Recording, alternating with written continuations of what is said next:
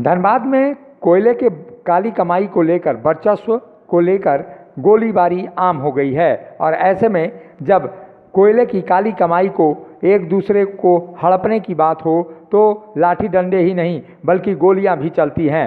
धनबाद के केंदुआडीह थाने में एक बार फिर वर्चस्व को लेकर बीजेपी और कांग्रेस के बीच जमकर झड़प देखने को मिली है। इस बार कोयला लोडिंग में वर्चस्व कायम करने को लेकर दोनों तरफ से ईंट पत्थर ही नहीं बल्कि गोलियां भी चलाई गई हैं। वहीं केंदुआडीह पुलिस ने भीड़ को तितर बितर करने के लिए लाठियां भी बाजी, जिसमें कई लोग घायल हो गए हैं। धनबाद के केंदुआडीह अलकुसा यूसीसी आउटसोर्सिंग में मैनुअल लोडिंग शुरू हुआ था, जिसे लेकर बीजेपी और कांग्रेस के सैकड़ों कार्यकर्ता बड़ी तादाद में लोडिंग स्थल पर पहुंचे थे। दोनों ओर से लोडिंग को लेकर जमकर लाठी डंडे और पत्थर चले, एक दूसरे पर लाठी और डंडों से प्रहार कर दिया गया, जिसके बाद से पुलिस वहां पहुंची और पुलिस ने भीड़ को तितर बितर करने के लिए लाठी चार्ज किया और वहीं लोगों को खदेड़ने का काम किया। केंदुआडीह थाना प्रभारी कहा है कि आज से लोडिंग शुरू हुई थी, जिसे लेकर जनता मजदूर संघ की ओर से और कांग्रेस के मुन्ना सिंह, वीरेंद्र पासवान आपस में भिड़ गए थे। पुलिस सभी को समझा बुझाकर वापस कर दी है। वहीं पुलिस गोली चलने को लेकर कुछ नहीं कह पा रही है, सिर्फ जांच की बातें कहकर वो अपना पल्ला झाड़ रही है। यहाँ घटनास्थल से एक खोखा भी बरामद हुआ है, जिसके बाद से पुलिस की बोलती लगातार बंद है। मुखर संवाद के लिए धनबाद से एम अली की रिपोर्ट।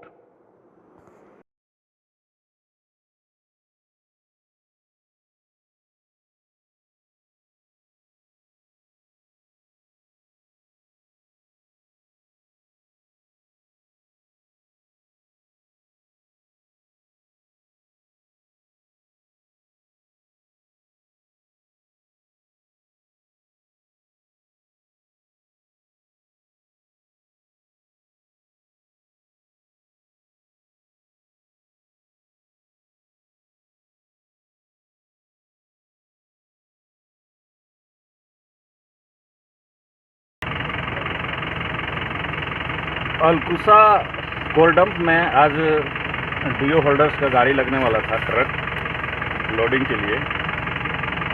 उसी में कांग्रेस की तरफ से वीरेंद्र पासवान और जमस की तरफ से मुन्ना सिंह वगैरह का दो गुट में आपस में विवाद हुआ और विवाद के बाद दोनों उग्र हो गए। दोनों को शांतिपूर्वक समझा बुझा करके वापस भेजा गया है। वार्ता के पश्चात हम लोग इसमें आगे की कार्रवाई करेंगे। सर, जिस तरह से देखा गया है कि पत्थरबाजी जैसी घटना हुई है और फायरिंग जैसी घटना हुई है, इसमें क्या कहना चाहिए? पत्थरबाजी हल्का हुआ है, लेकिन फायरिंग की बात अभी तक स्पष्ट नहीं हो पा रही है। खोखा भी बरामद हुआ है। फायरिंग हुई है कि नहीं, ये जांच करने के बाद स्पष्ट होगा। वो हम लोग देख लेते हैं। झारखंड वासियों जोहार। 22 अप्रैल से 29 अप्रैल तक हमने राज्यवासियों की सुरक्षा के लिए स्वास्थ्य सुरक्षा सप्ताह मनाने का निर्णय लिया है। इसका पालन आप सब लोगों को करना है। आप लोगों के दृढ़ संकल्प, आप लोगों के संवेदनशीलता के तहत ही ये स्वास्थ्य सुरक्षा सप्ताह सफलतापूर्वक पूरा किया जा सकता है। हमारा उद्देश्य है हमारे राज्यवासी सुरक्षित रहें, झारखंड सुरक्षित रहे। हो सकता है कि इस निर्णय से कुछ चीज़ें या कुछ लोगों को दिक्कतें हों, लेकिन मैं इसके लिए क्षमा चाहता हूं। आज इस संक्रमण में निर्णय लेना अति आवश्यक था, क्योंकि कोरोना के इस चेन को तोड़ना था। और मैं समझता हूं, मेरा मानना है कि झारखंड प्रदेश के लोग अपने आप में इतनी क्षमता रखते हैं कि हर असंभव को कार्य को संभव कर सकते हैं। आप इस स्वास्थ्य सुरक्षा सप्ताह में बढ़ चढ़ करके हिस्सा लें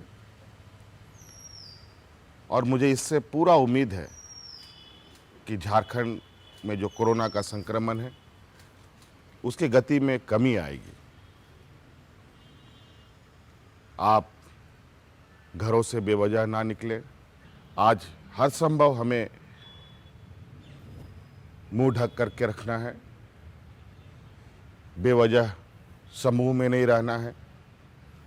घर में के अंदर में भी हमें अपने लोगों को सुरक्षित रखने के लिए, खुद को सुरक्षित रखने के लिए घरों में भी एक दायरा बनाते हुए अपने जीवन को कुछ दिनों तक काटना पड़ेगा।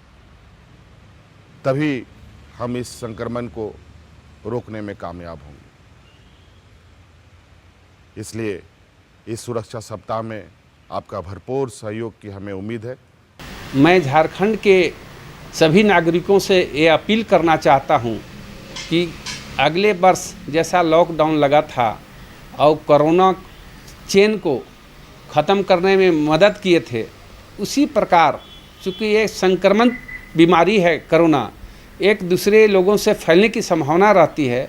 वैसी स्थिति में मेरा यह अपील होगा कि सभी लोग घरों में रहें, सुरक्षित रहें और ये स्वास्थ्य सप्ताह जो मनाने का सरकार द्वारा निर्णय लिया गया है उसमें पूर्ण सहयोग करें और स्वस्थ रहें और सुरक्षित रहें। जब टूटती है आस, जब थकती है सांस, जब रूठते हैं अपने, मुंह मोड़ता है जमाना, जब अंगड़ाई लेता है संकल्प, फिर बनती है कहानी, बनते हैं अनमिट निशान। देखिए मेरे साथ संघर्ष की दास्तान।